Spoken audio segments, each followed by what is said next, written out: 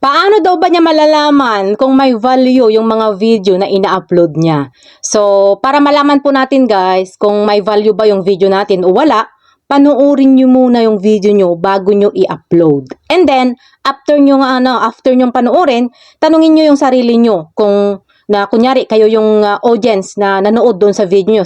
For example, tanungin niyo yung sarili niyo na may natutunan ba ako sa video na ito? May napulot ba akong aral sa video na ito?